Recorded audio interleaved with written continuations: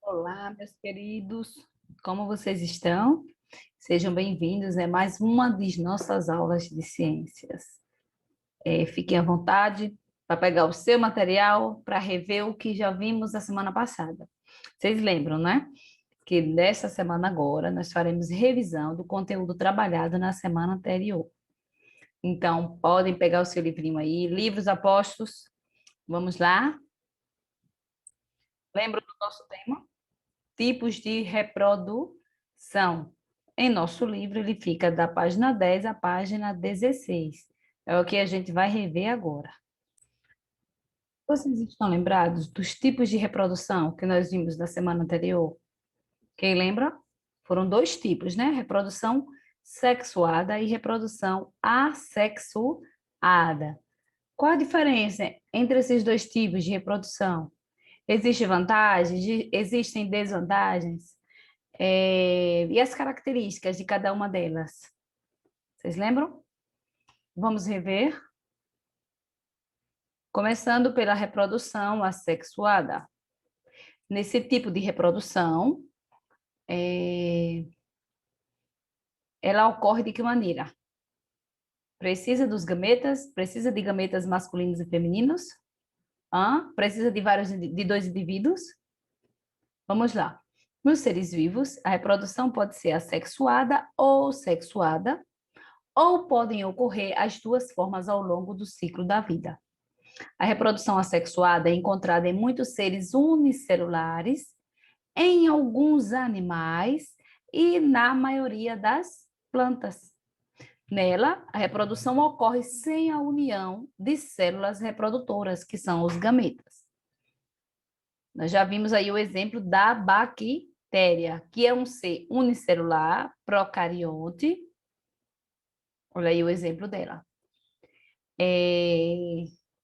Elas são encontradas em toda parte, algumas espécies prejudicam a saúde dos seres vivos, mas muitas atuam na reciclagem de matéria orgânica e são importantes para o equilíbrio ecológico.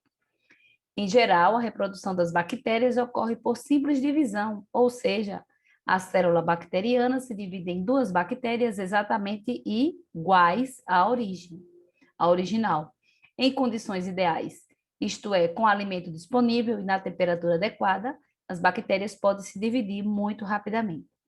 Vamos ver aqui no esquema. Aqui é a célula bacteriana, né? Uma única bactéria. O material genético dela fica disperso no citoplasma, né? Ela não tem a capinha, que é o núcleo. Ela não tem núcleo. O material genético dela fica disperso no citoplasma. Então, o que é que acontece com o material genético? Observe aí. Ele se duplica. Olha aí. Mais adiante, o que é que acontece? Eles se separam, né? E formando uma nova bactéria. Então, em vez de uma, nós temos duas. E essa multiplicação, né, vai acontecendo sempre. O número de bactérias vai aumentando. Na reprodução assexuada, há a participação de apenas um indivíduo que se divide. Portanto, essa forma de reprodução é simples e rápida. E produz indivíduos com os mesmos genes do indivíduo original. Então, essa bactéria aqui é igualzinha a essa primeira, de onde se originou. Está aqui, né? No caso. Mas tem outro tipo também de reprodução da bactéria. As bactérias podem ainda se reproduzir de outra maneira. Por vezes, uma bactéria se liga a outra e alguns genes são transferidos entre elas. Então, elas se ligam dessa maneira e os genes são transferidos. Esse processo é chamado conjugação. Após a troca de genes, as bactérias se separam. Por meio da conjugação, um gene que confere resistência a um antibiótico, por exemplo, pode se espalhar em uma população, tornando-se resistente a esse antibiótico. A reprodução assexuada é encontrada também em outros seres unicelulares, como os protozoários. No caso, ao contrário das bactérias, né?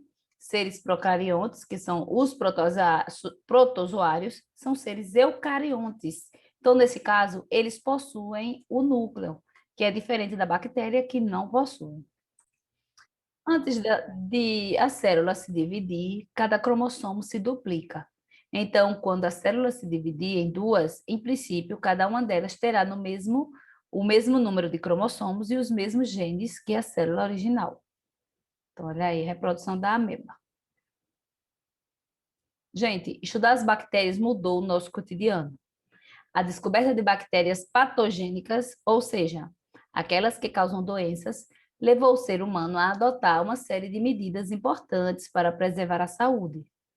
Algumas dessas medidas fazem parte de nosso dia a dia, como lavar as mãos antes das refeições, evitando que bactérias presentes nas mãos contaminem os alimentos, filtrar ou ferver a água que bebemos, desinfetar ferimentos, ferver o leite e outros alimentos e conservá-los na geladeira, entre outras medidas. Então, isso tudo aí só foi possível graças à descoberta de bactérias, ao estudo das bactérias ou dos outros micro-organismos. Esses procedimentos usam o calor ou substâncias químicas para destruir as células bacterianas. O frio da geladeira diminui a atividade desses organismos, dificultando sua reprodução. É por essa razão que os alimentos duram mais quando ficam refrigerados. Além disso, também foram introduzidas práticas mais seguras para médicos e pacientes, como a esterilização de instrumentos em salas de cirurgia. Compreender como as bactérias se reproduzem e como podem ser destruídas foi importante para a saúde de todas as pessoas. Continuando, nós também falamos sobre a reprodução assexuada de fungos, não é? O fungo, a maioria deles, né, é multicelular. Vamos lá. Os fungos não têm capacidade de se locomover. Então, como você acha que eles se espalharam pelo planeta? Eles não saem andando, né? Eles não saem se movendo. Como eles se espalharam? Os fungos podem gerar de forma assexuada células microscópicas chamadas esporos, os quais podem ser levados pelo vento. Quando o esporo cai sobre matéria orgânica, como uma fatia de pão ou uma fruta, ele se multiplica e dá origem às hifas, que se ramificam e penetram no material. É assim que o novo fungo se forma. A produção de esporos, portanto, permite que os organismos não se desloquem como os fungos, espalhem-se em novos ambientes. Então, eles são levados. Além da reprodução assexuada, os fungos também realizam a reprodução sexuada. Então, observe que eles vão realizar os dois tipos de reprodução. Os fungos e a nossa saúde. Existem diversos fungos que vivem associados a outros organismos. Alguns podem ser encontrados na pele e nas mucosas de animais, como do ser humano. Em condições normais de saúde, esses organismos não causam problemas. Porém, certos cuidados são necessários para manter esse equilíbrio. Caso contrário, podem aparecer micoses ou outras infecções causadas por fungos. Os fungos desenvolvem-se e reproduzem-se melhor em locais quentes, úmidos e com pouca luz. É importante manter limpo o local em que vivemos, evitando também vazamentos de água que podem propiciar a formação de bolor em armários, paredes e teto. Além disso, é preciso ter cuidado e atenção com a higiene pessoal e com a saúde do corpo. Depois da prática de esportes e do banho, secar bem todas as partes do corpo, especialmente entre os dedos do pé, a virilha e os órgãos genitais. Evitar emprestar ou pedir emprestados calçados, meias ou roupas íntimas. Também devemos expor os calçados à luz solar de tempos em tempos. Vai lá colocar para pegar um solzinho, né? Os tênis, a gente calça o tênis, vai ficar suado, né? Fica quente, fica meio úmido. Aí a gente vai lá e deixa pegar um solzinho, né? Caso se perceba qualquer sintoma ou mudanças na pele, deve-se procurar um médico. E nunca use antibióticos sem a prescrição médica. Esse uso do antibiótico é um caso sério, né? Tanto que hoje, nas farmácias, as pessoas só podem comprar um antibiótico quando ele é prescrito pelo médico, né? E até a receita fica retida, né? Alguns deles ficam retidos lá na farmácia. Então, existe esse cuidado, porque às vezes a pessoa acaba fazendo uso de algum medicamento, de um antibiótico, e acaba acabando com a bactéria errada, né? Vocês sabem que a gente tem bactérias boas e ruins na nossa vida, né? No nosso corpo. Então, a gente não pode sair tomando remédio aleatoriamente. Pode, em vez de acertar no ruim, vai acabar com o que é necessário para o nosso corpo. Então, é importante ter esse cuidado. Aí vem a reprodução assexuada em plantas e animais. Gente, ela também ocorre em muitos invertebrados, como a planária. Observe aí a planária. Ela está aqui inteirinha. Partiu a planária, e não é que se formaram duas planárias com os dois pedaços? Interessante, né? Os corais e as hidras, que fazem parte do grupo dos quinidários, também podem se reproduzir de maneira assexuada ou sexuada. Na reprodução assexuada, um grupo de células se multiplica e forma pequenos brotos. Olha aqui o brotinho. É tipo a plantinha, né? Forma um brotinho. Esses brotos podem permanecer presos ao organismo que os produziu ou podem se soltar. Quando se soltam, originam um indivíduo isolado. Então, aqui vai ser uma nova hidra. Esse tipo de reprodução é chamada brotamento e ocorre também nas esponjas.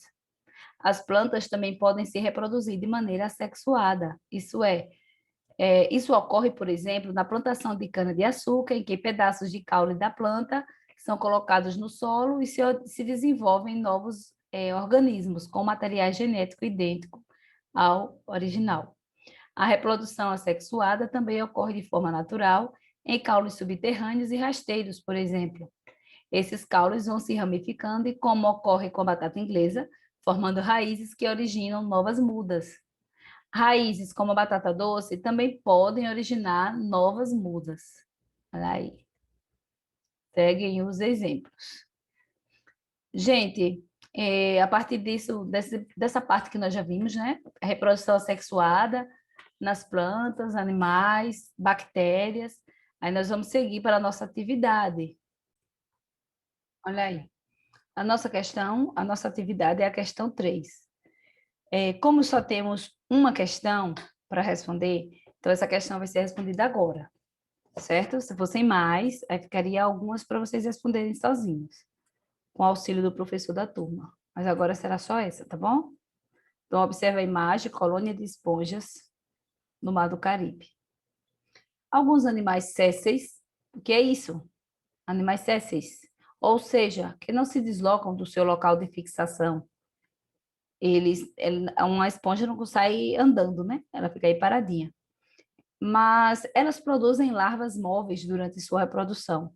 É o caso dos corais e das esponjas. Qual a vantagem desse tipo de larva para o animal? Larva é parecendo aquelas lagartinhas, né? Pequenininhas. Qual seria a vantagem para esse tipo, para o animal, gente? O que é que vocês acham? Olha, ela não consegue se mover. Então, como ela produz larvas durante sua reprodução, o que é que vai acontecer? Ela vai se espalhar, não é? Vai parar em outro lugar, se elas são móveis. Então, a gente vai responder aí a questão 3.